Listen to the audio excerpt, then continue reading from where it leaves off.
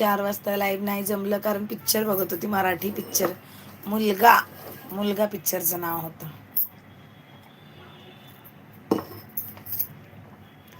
पिक्चरचं नाव मुलगा होतं.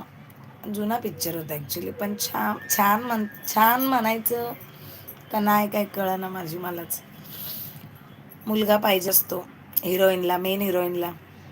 सुरुवातीलाच गाणं आहे, डोहाळ जेवणाचं गाणं आहे सुरुवातीलाच. मग त्याच्यामध्ये सासूला मुलगा पाहिजे असतो, नवऱ्याला पण मुलगाच पाहिजे असतो.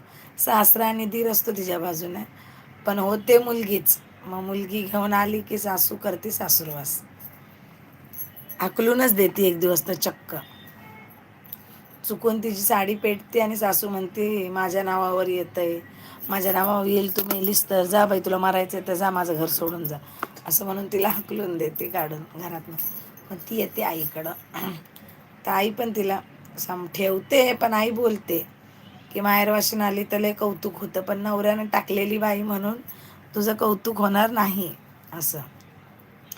मग तिला वाईट वाटतं, बिचारी रडते बिडते, सगळं चालतं. त्यानंतर मग तिला दिवस जातात आणि मग परत बाळ होणार आहे असं कळतं, म्हणून मग सासू नवरा घ्यायला येतात. त्याच दिवशी ती पडते. त्या दिवशी ती पडली की झालं मिसकॅरेज. मग मिसकॅरेज झाल्यामुळं परत सासूला धक्का बसतो की असं कसं झालं म्हणून.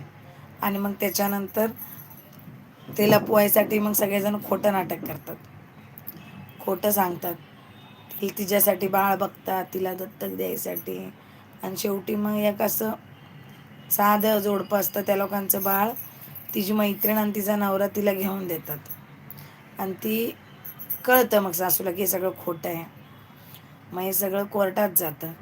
आणि शेवटी काय होतं कोर्टामध्ये की ज्याचं बाळ असतं त्यांना द्यावं लागतं, त्यांना देऊन टाकतात. आणि ही बाळाची आई होते येडी बिचारी.